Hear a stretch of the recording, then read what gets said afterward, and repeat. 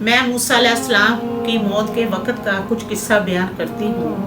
حضرت ابو ہریرہ بیان کرتے ہیں، موت کا فرشتہ جب موسیٰ علیہ السلام کے پاس آیا تو حضرت موسیٰ علیہ السلام نے اسے مکہ مار کر اس کی آنکھ نکال دی، اور وہ فرشتہ اللہ تعالیٰ کی بارگاہ میں پیش ہوا اور کہا کہ اللہ تعالیٰ جی، آپ نے مجھے کس بندے کے پاس بھیج دیا تھا؟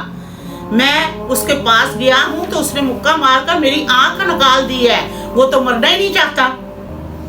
اللہ تعالیٰ نے فرمایا کہ تم دوبارہ جاؤ اس کے پاس، اسے کہو کہ اپنا ہاتھ ایک بیل گائے کے اوپر رکھ دے، اور گائے کے کتنے بالوں کے اوپر اس کا ہاتھ پھرے گا نا، اس کو اتنے ہی ایک بال کے بدلے 1 سال کی زندگی اسے زیادہ ملے گی۔ جب فرشتے نے اسے پیغام پہنچا دیا تو موسیٰ علیہ السلام نے کہ اللہ تعالیٰ جی، اس کے بعد کیا ہوگا؟ تو اللہ تعالیٰ نے فرمایا اس کے بعد موت۔ تو موسیٰ علیہ السلام نے کہ ابھی کیوں نہیں؟ اللہ تعالیٰ آپ مجھے ابھی موت دے دے، میں جتنا بھی جیوں گا پھر بھی تو موت ہی آنی ہے نا، تو مجھے ابھی موت دے دیجیے۔